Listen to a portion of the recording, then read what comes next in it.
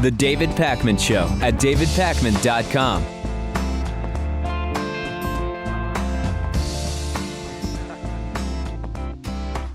We've been talking about President Obama's speech on Wednesday night about dealing with ISIS, and in response to that speech, Sarah Palin decided that it was time for her to apologize, issue a global apology.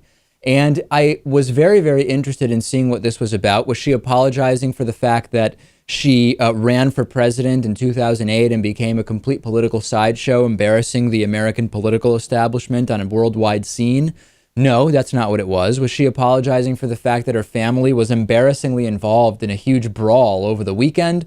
No, she wasn't apologizing for that. And you know what? It's not really clear to me what she's apologizing for, because she says in this clip that she owes the world an apology, but she doesn't really explain what the apology is for. Let's take a look and see if we can figure it out. Absolutely concerned with the policies that are going on. And as I watched the speech last night, Sean, the thought going through my mind is I owe America a global apology, because John McCain, through all of this, John McCain should be our president. He had the advice today still giving to Barack Obama, and he will not listen to it, about the residual forces that must be left behind in order to secure the peace in Iraq that we had fought so hard for. Hey, Governor, as you right on the surge. Okay, so I guess, Lewis, what she's kind of implying is President Obama isn't dealing well with ISIS, so she's apologizing because she thinks if she and John McCain had won in 2008,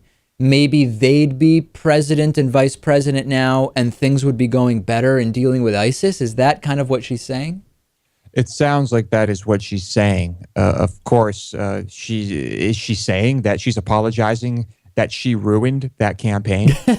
Maybe what she means is it would have been better if McCain had won, and she recognizes she single-handedly destroyed that campaign. It's weird because when I think of why people apologize, usually you apologize for something bad that you did. But her losing the 2008 election was actually a really good thing. It's not something that needs an apology. Yeah, I mean, it sounds like she's apologizing. She's almost apologizing for Obama. For you know, it's strange. It is really weird. And the real apology I would like to see from Sarah Palin is apologizing for continuing to show her face in public and to go on Fox News with that bizarre delivery and deliver word salad after word salad that only drags down the political discussion. She has a lot to apologize for. Personally, I'm glad we have the appearances on Fox and the word salads because I love watching them. Speaking of Fox News, I think you're really going to like this. Fox News has been going out of their way for months to criticize President Obama when it comes to dealing with ISIS. And this involves bringing on people to criticize what he's doing without really saying what it is that they would do differently, bringing on people to say he's not really taking action without just coming out and saying, you know what we want is a full reoccupation of Iraq, because of course that wouldn't really go over too well. And we now have Fox News.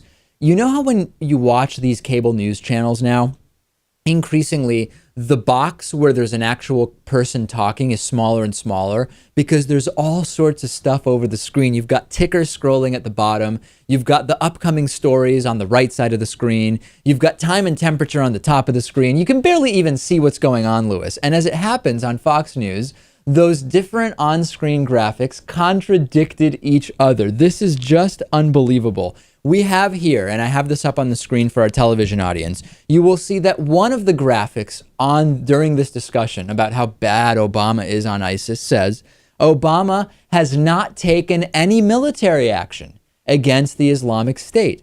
And simultaneously, ladies and gentlemen, you have on the screen another one of these graphics that says U.S. has conducted over 160 airstrikes against the Islamic State. What are we to believe Fox News is trying to say? Well, do we have to believe one of the two? I guess you kind of do. Certainly not the most egregious graphical error Fox News has made, but one of the funniest. Yeah, and when I started analyzing what might they mean, let's assume for a second it's not just sheer idiocy and apoplexy and desperation to criticize anything Obama does. Maybe what they mean is that the U.S. airstrikes that have been conducted had nothing to do with President Obama. So while the U.S. has conducted airstrikes, President Obama hasn't done anything militarily. Or, Lewis, maybe what they mean is that airstrikes are not considered military action. Maybe only boots on the ground are considered military action. Or maybe it's only military action once George W. Bush or a Republican goes on TV and dumbfoundedly says that they have authorized military action. Maybe it's something like that. Yeah, unless Obama is flying a jet over Iraq personally, he's not taking any military action. Maybe they're just trying to baffle everyone who's watching and in an attempt to remain or give the appearance of being fair and balanced. I don't know. I've been talking to you for a long time about the disaster that is going on in Texas with the revision of textbooks to remove science, to remove actual secular history and throw God in. And we now have the television version of Texas textbooks. This is just amazing. The Family Research Council hosted an event at the First Baptist Church in Charlotte, North Carolina. It's called Star Spangled Sunday, and they had speakers like Ted Cruz and Mike Huckabee and Rick Scarborough and E.W. Jackson. And before all of that amazing insight was brought onto the stage, they played a video which kind of is like a history lesson, okay, in which Kenyon Curitin, who's the Family Research Council's vice president for church ministries, explained the times that God intervened in order to establish and save America. So basically saying history tells us that God made and saved America. Watch this. Imagine getting the breaking news today that the Capitol and the White House were burning to the ground. August 24th, 1814 was perhaps the darkest day in American history. But then something happened. God showed up. Washington, D.C. was a raging inferno, but at 2 o'clock in the afternoon, lightning split the sky. Rain began to come down in torrents. Gale force winds ripped through this city. God brought a storm of biblical proportions to Washington and unleashed it on those British invaders.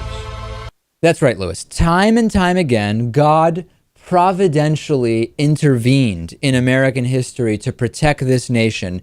And Curitin said that he will do so again if only the nation will turn back to him, which I guess means voting for Republicans, Lewis. Is that how the nation would turn to God?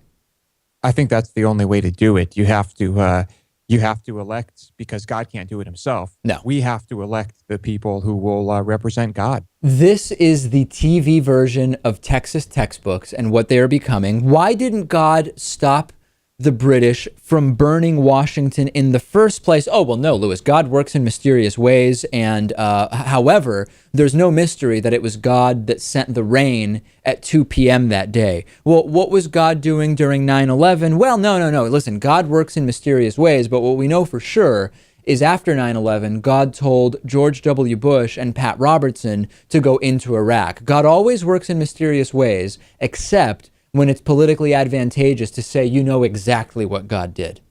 Right. And when God talks to you, that's just the best political gift of all. One could actually interpret the entire fight for independence from England as a rebellion against God. Couldn't you, Lewis?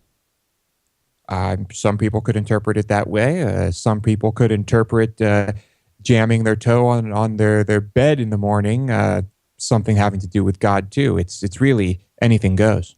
We've been talking about a lot of the victim blaming and defenses of Ray Rice. And Ray Rice, of course, the former Baltimore Ravens football player, caught on video in an elevator knocking his then fiance, now wife, unconscious. And we may have found the absolute worst tweet about this period, which came from Todd Kincannon. Todd Kincannon is South Carolina. I guess he's just a South Carolina Republican troll. I don't even know what to call him at this point. Tweeting, "I hope the dumb bitch who initiated violence with her NFL player fiance learned a good lesson when he justifiably beat her ass." Is this the most vile tweet, Lewis, that we've seen surrounding the Ray Rice beating? Without a doubt, yes. And I remember talking about this guy before. I don't remember exactly what he said, but this guy has a history of saying things very similar to this. I wonder if Todd Kincannon beats women when they deserve it, right? Because if I'm thinking, if you have the audacity and willingness and lack of shame where you tweet, I hope the dumb bitch got, the dumb bitch was justifiably beaten, it probably stands to reason that in your personal life, you also think it's okay to beat women. It's hard to imagine someone tweeting this and personally being against ever laying a hand on a woman. I don't think, I think you're right. But if you ask me, I think if we were to put Janae Rice and this guy in a ring, I would take Janae in that battle. How can you say that Ray Rice is truly the victim here, particularly when, even if you subscribe to this thing of how, well, listen, Janae Rice attacked and spit on Ray Rice first. Even if you believe that, what about the fact that she was charged with assault for her part in this? Meaning she is not going completely without blame either. I just don't understand, Lewis, how someone is so depraved that they get to the point of thinking that Janae Rice is the dumb bitch who was justifiably beaten here. And what people are doing is they're turning something that should be two separate discussions into one discussion. If you want to have a discussion about how the media handled things and if Ray Rice was a victim of the media and of social networking in some way, shape, or form, that's fine. But it's a completely separate discussion from what happened in that elevator. No question about it. Make sure to like us on Facebook, facebook.com/David Pakman Show, and follow me on Twitter, twitter.com/DPakman. We'll be back after this. The David Pakman Show at davidpakman.com.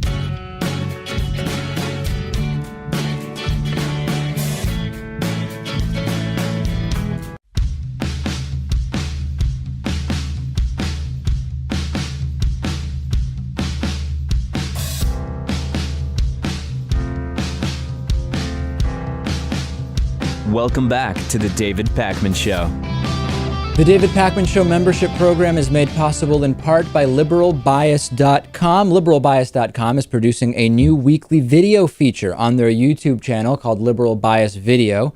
To get the latest updates on uncovering liberal bias in the world, subscribe to Liberal Bias Video on YouTube.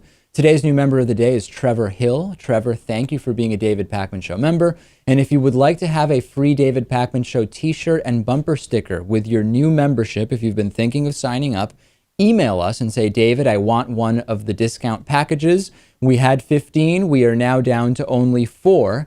We have 4 of these left. If you want the free t-shirt and bumper sticker, email us, davidpakman.com, click on Contact Us, and let me know.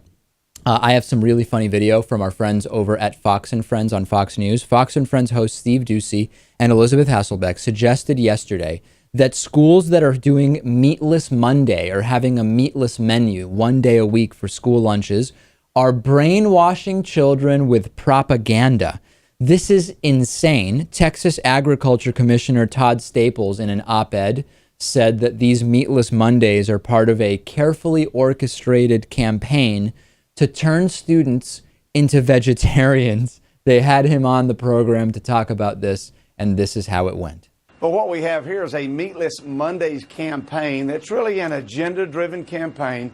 People that are behind this, they don't want you to eat meat just not one day a week, but 7 days a week.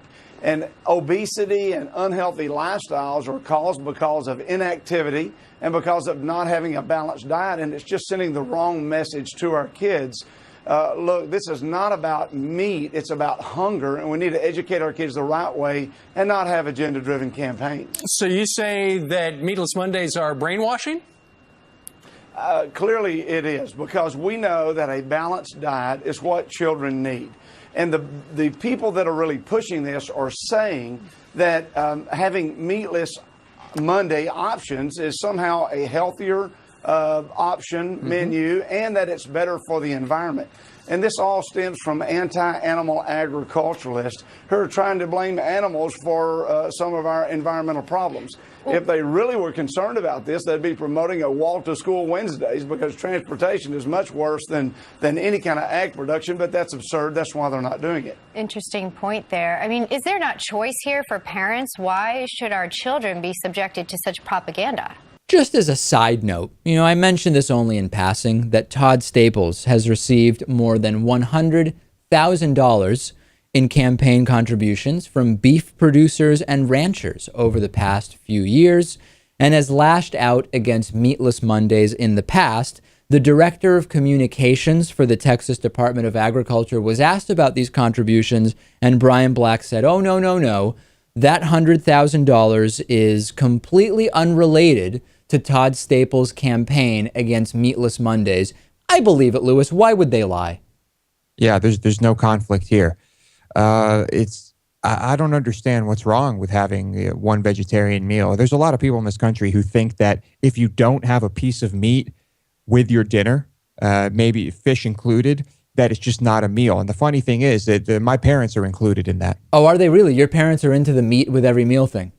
Yeah, you will not see them eat a meal that does not have some type of meat in it. I mean, increasingly we're learning, putting aside the absurd politics of this, we're learning that the kind of more Mediterranean diet, where there are smaller in number and smaller in size portions of meat in a given week, for example, we're seeing that really seems to be quite a healthy diet. But putting that aside for a second, if the idea of some kind of infrastructure that encourages not eating meat once a week is a bad thing, what about Lent, when so many, increasingly, it's Roman Catholics, it's Lutherans, it's all sorts of different Christian groups, they don't have meat between Ash Wednesday and Easter on Fridays. Is that evil too?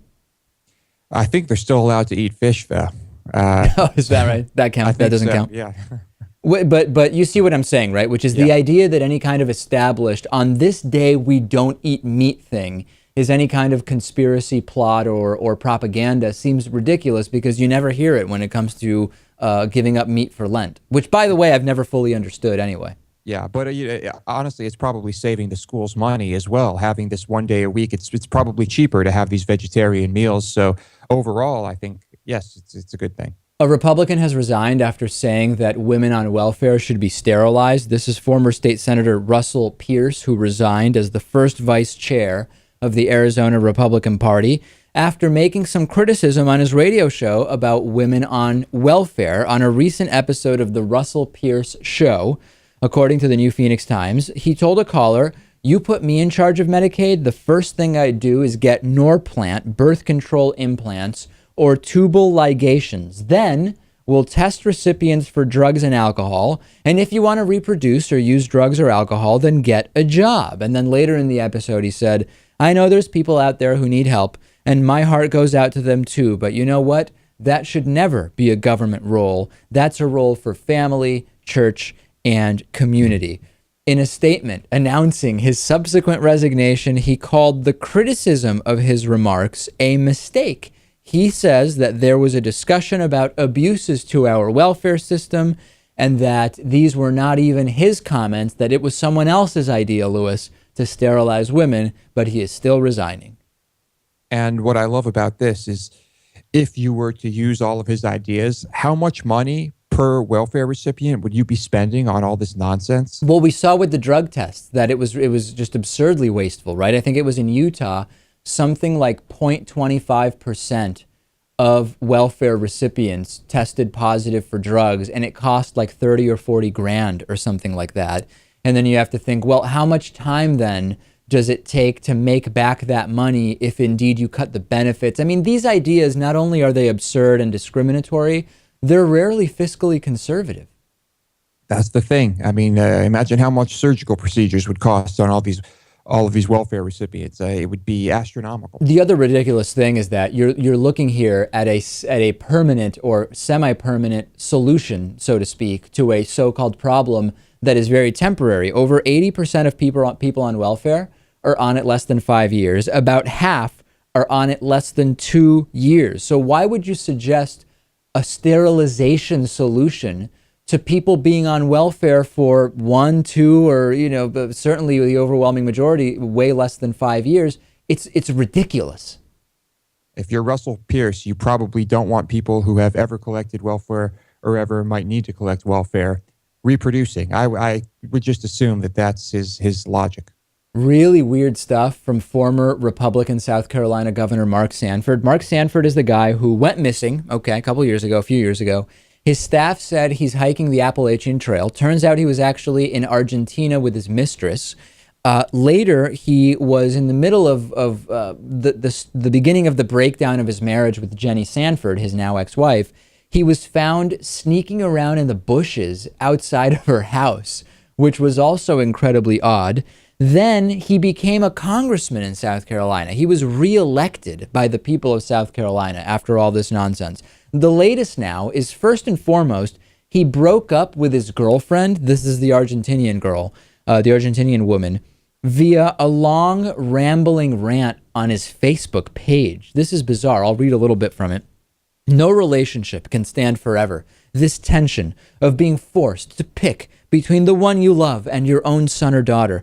And for this reason, Belen and I have decided to call off the engagement. Maybe there will be another chapter when waters calm with Jenny, but at this point, the environment is not conducive to building anything, given no one would want to be caught in the middle of what's now happening. Belen is a remarkably wonderful woman who I have always loved, and will be forever grateful for not only the many years we have known and loved each other, but the last 6 very tough ones, where she encouraged me and silently borne its tribulations with her ever warm and kind spirit. Sanford basically blaming his ex-wife for breaking up the relationship with his girlfriend, and then also putting aside the fact that he's airing his dirty laundry on Facebook. Wonket's Kali Joy Gray obtained the family court hearing transcript about the divorce. And Mark Sanford is accused of taking airplanes and flying them, basically a game of chicken, flying airplanes at a pack of children at 175 to 200 miles per hour and seeing which of the kids stands up the longest, as opposed to ducking in fear to avoid being hit by an airplane. What the hell is going on, Lewis? I think he's completely lost his mind, but that must have happened years ago. I don't know what to think about this. The strangest part about all of this is that somehow he got reelected in South Carolina after that first batch of nonsense. Yeah, and voters had an opportunity to elect Stephen Colbert's sister, Elizabeth Colbert Bush, instead of the guy who dodged his duties as governor and husband to sneak off with a woman to Argentina while his staff said he was hiking the Appalachian Trail, subsequently caught stalking his ex-wife in the bushes of her home, and then later airing his dirty laundry on Facebook as to why he's breaking up with the woman that he initially was, I guess, presumably cheating on his wife with. What an insane situation, and South Carolinians chose that over the thoughtful, intelligent, reasonable Elizabeth Colbert Bush. It is insane. Next, I will talk to an anti-feminist activist. Stay with us. The David Pakman Show at davidpakman.com.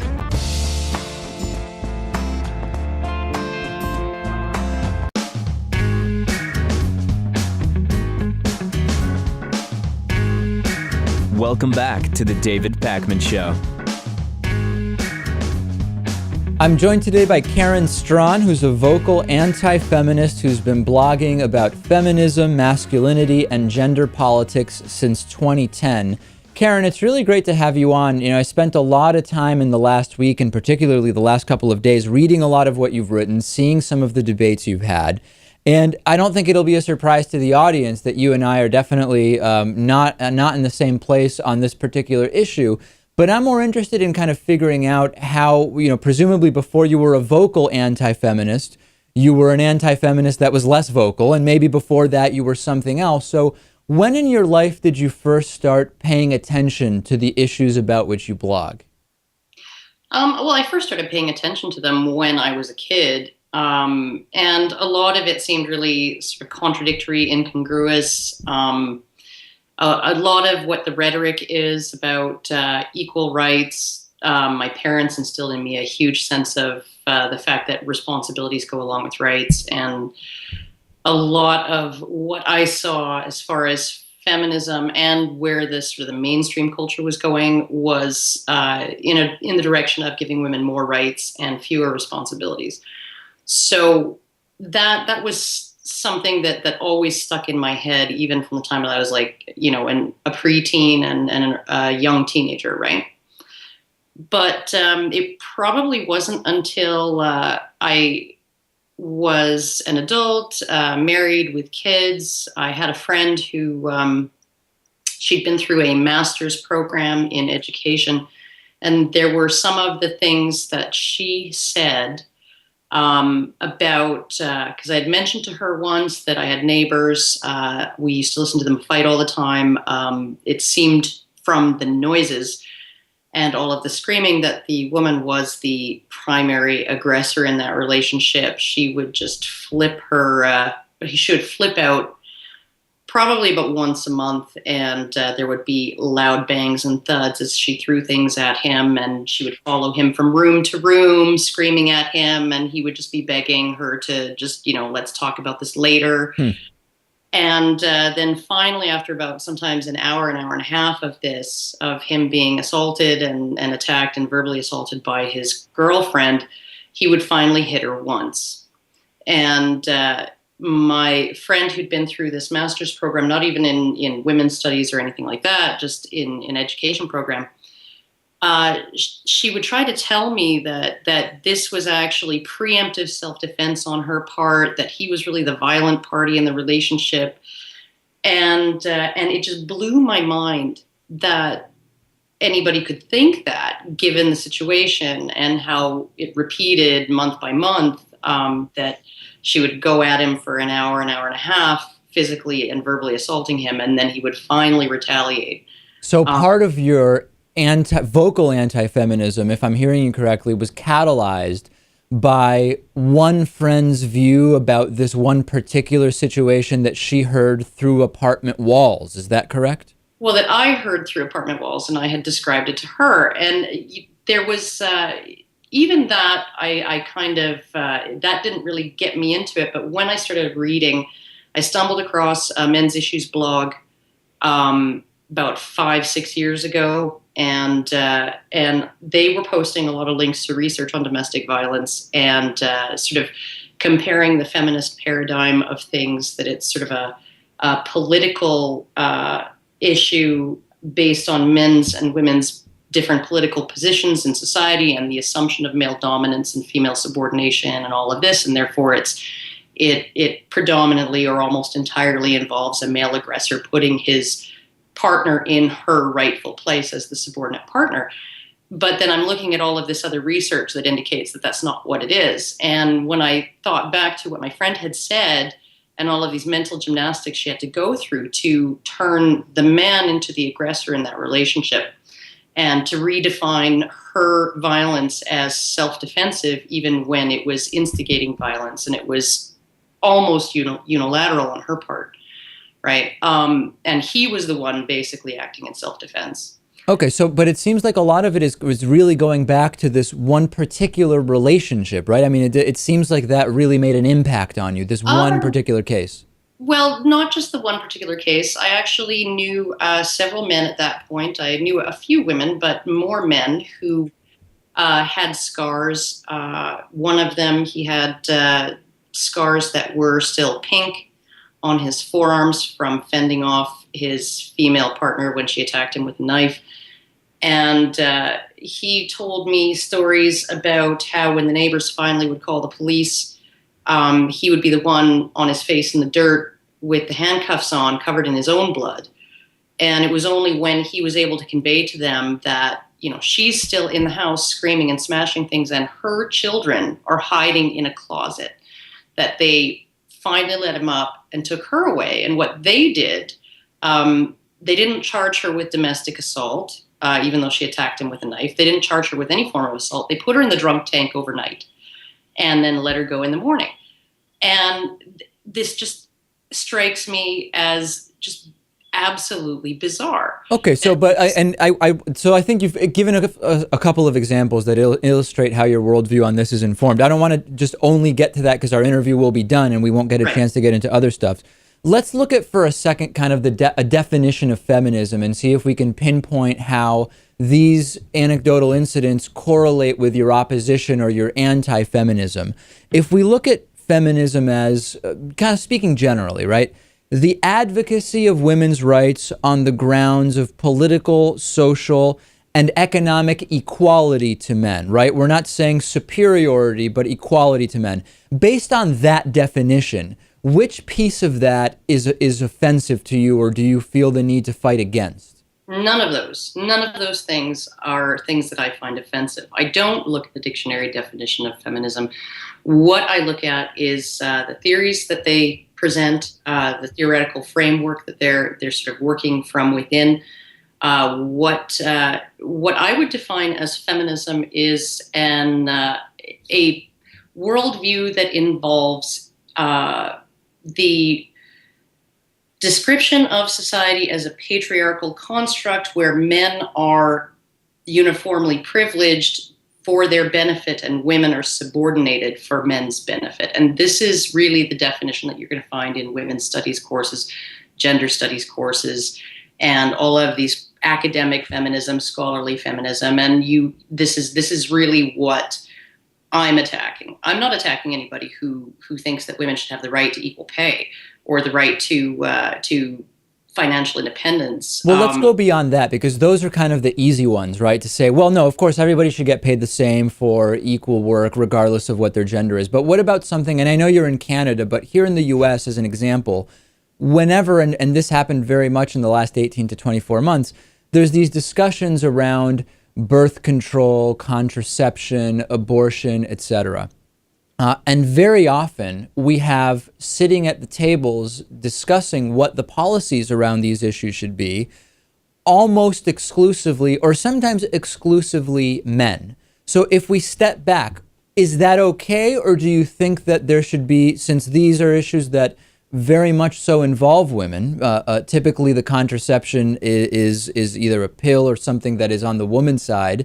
Abortions almost exclusively, as far as I know, are procedures that are undertaken by women, not to say they don't affect men, of course they do. Should women have an equal voice in those discussions? Of course women should have an equal voice in those discussions. And one of the ways that women have an equal voice in those discussions is that they are actually the majority of the electorate. They are the ones who choose who they vote for who they want to represent their interests. That women have a very, very strong lobby, and they have a strong lobby on both sides of the issue of abortion and birth control. Well, but to be fair, though, Karen, we have to admit that even though women are a slight majority of the population, that still the majority of elected officials are not women, and very often women are presented with choices that are one man or another man, right? So if the lobby was as strong as you're suggesting it is, wouldn't there at least be more female candidates to choose from? I don't think so, because being a candidate is a personal choice that somebody has to make. And so basically what you're describing is a situation in which a man cannot ever be expected to represent the interests of women. Now, I think Barack Obama has a very, very clear record of representing the interests of feminists and the interests of women as feminists describe them. Joe Biden as well. That basically, when it came down to, when I was at the National Organization for Women conference in 2012, everybody was backing Barack Obama. They preferred him to Hillary Clinton, right? All of these feminists, because he would represent their interests better. Now, to assume that just because there are fewer women in office, that there are fewer women congresspeople, fewer women in the Senate, that this means that women's interests are not being considered and represented. That, I mean, would you say that a woman, a female representative, a female politician would be incapable of considering the interests of her male constituents? Certainly not. And on that note, let's pause. We're going to go to a break on the TV and radio program, but we're going to continue with Karen Strawn on the full interview will be posted to our YouTube channel. So stay with us, because I think this is an important point. The David Pakman Show at davidpakman.com.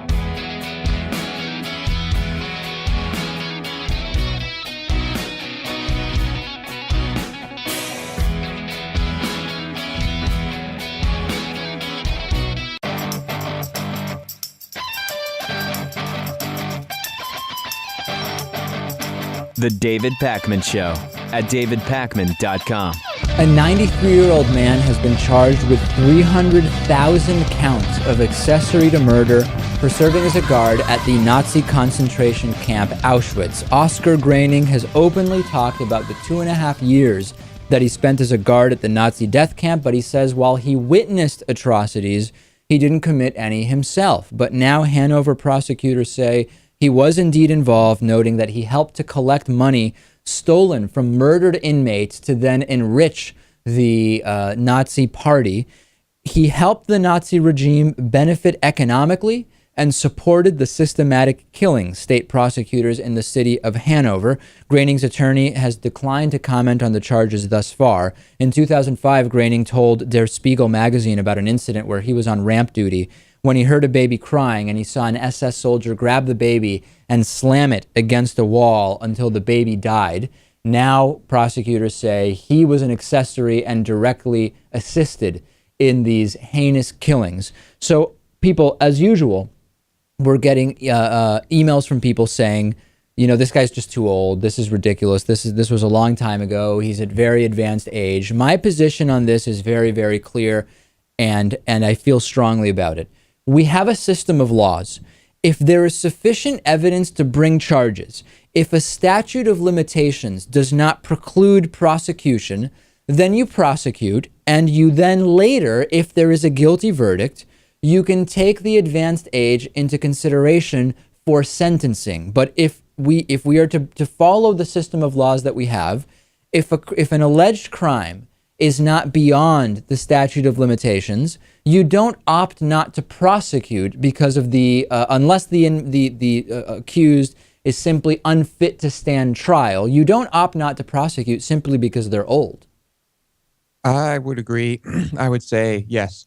Prosecute the guy. At least we can label him for what he is. And like you said, if you want to have his age be a factor in the sentencing, then okay, that's something you can consider. But I still think it's important to do this. It's important to send this message. It's important for it to be clear that just because you avoided prosecution for a long time, that doesn't mean that you're any less guilty or any less open to prosecution. And number two, you're probably lucky that you've lived this long without being prosecuted, right? In other words, you could argue that actually there's more of a reason to prosecute these individuals, which is that they've lived for so long with freedom that they may not have deserved. So I think it's absolutely the correct move to bring forth this prosecution. And then our system of laws or the system of laws in another country when it comes to some of these foreign cases will decide whether there is a guilty individual there. We've been talking on the bonus show, Lewis, as you know, a little bit about Olive Garden. We talked about these unlimited pasta passes that they were offering for a temporary period. Some people wrote in and they said, David, you know, I think you're being a little elitist in your criticism of Olive Garden because some people can't afford to go to nicer restaurants. And every time I say the same thing, which is there are cheaper restaurants that are better. This is not a question of price. This is a question of Olive Garden being a place that is doing this faux Italian thing with the corporate backing of Darden Restaurants, which is a despicable company that I go out of my way to avoid supporting. Fortunately, I live in a place where you don't need to ever step foot in a chain restaurant. And this is so funny. Hedge fund Starboard Value delivered a 300-page presentation picking apart Darden Restaurants. Darden Restaurants is really not doing well. It's the struggling parent company of the Olive Garden. And they're basically saying the company is incompetent and Olive Garden is completely unqualified to even be cooking pasta. This presentation, I can't explain to you how funny it is. And Darden Restaurants is being criticized, Olive Garden, by the hedge fund. And this is so funny. They've stopped salting the pasta water. Why have they stopped salting their pasta water? According to Darden management, they wanted to get an extended warranty on the pots, and you can't use salt because apparently it damages the pots and it will void your warranty. You're supposedly an Italian restaurant and you're not salting the pasta water. This is just it's just a basic thing. Not only is that salty pasta, the starchy salty water often then used in the sauce that goes on the pasta, For proper pasta cooking, you need to salt your water. This is a pasta restaurant. They pride themselves on being an Italian restaurant, and they don't salt the water. They deserve to go out of business. They do. And it's really not cheap. Is it cheap compared to, a Michelin-rated Italian restaurant? Of course. Sure. But it's not a cheap restaurant. I was shocked the last time I was there at the prices, considering how bad the food was. And yes, of course, the water should taste like the sea. You need to salt it, but you know what? Does it really make a difference considering the quality of the food to begin with? No, but it kind of is like the cherry on top of, by the way, not only are they cooking things the right way, but in a really bad preparation or with terrible ingredients, they're not even salting the water because they don't want to void the extended warranty on their pasta cooking pots. It's sickening. And by the way, you should really check out this report from the hedge fund Starboard Value. They also said that the breadsticks, the much reviled breadsticks that people talk about, taste like hot dog buns. I mean, this was just a brutal destruction here, but Olive Garden continues a brutal assault on culinary traditions. Yeah. And people just love it. And I do feel bad for those people who live in areas where if you want to go out to eat, your only choices might be an Olive Garden or a Chili's. And to those people, I would just say, start cooking. Buy a good cookbook and start making your own Italian food. Even though it's nice to be waited on sometimes, just don't support these places. All right. Lewis, very, very clear in his advice to those who live in food deserts. Buy a cookbook and cook for yourselves. Not terrible advice, Lewis. These companies really should not be supported. We have a voicemail number, 219-2-DAVID-P. Here is one voicemail. Let's take a listen. Hey, David. I want to make a comment about that Adrian Peterson guy. He is just a scumbag. He's obviously mentally ill or has some form of a psychopath. And, he needs to be in prison for at least the next 2 decades, maybe more, and he should never be allowed to see his child or be around any children again. I say we treat him like a sex offender. He should not be allowed to be unsupervised around any children.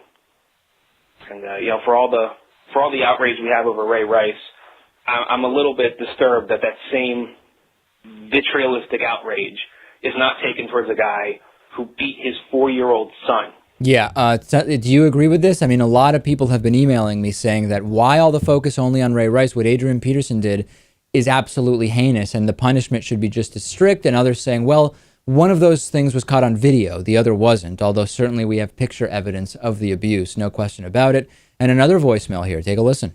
Hey, David, remember when people were getting so upset about having an openly gay football player because he would be such a distraction? Well, if the past week taught us anything, it seems like all the distractions are coming from these straight people. Yeah. You've got Ray Rice, Ray McDonald, and Greg Hardy, all either accused or convicted of domestic violence. You've got Roger Goodell, who's botched the Ray Rice investigation. You've got Adrian Peterson, accused of child abuse. Meantime, I haven't heard any distractions about Michael Sam. In fact, the defensive coordinator for the Dallas Cowboys was just complimenting Michael Sam on his work habits, his quickness, and his instincts. No question about it. It's obviously not a distraction to have a gay player on the team. The distractions are the wife beaters and the child beaters. Those are really the distractions. Absolutely. Point well made, point well taken. On today's bonus show, 500 migrants die on a sunken ship. Microsoft buys Minecraft. And what happens when you eat nothing but chicken nuggets and the occasional French fry for 15 years? Lewis will tell us about that and more on the bonus show. You can access the bonus show by becoming a member, davidpakman.com/membership, or email us, and with your yearly membership, we will give you a free David Pakman Show t-shirt and bumper sticker. Go to davidpakman.com, click on Contact Us, and say, hey, David, I want one of the free t-shirt deals. Talk to you on the bonus show.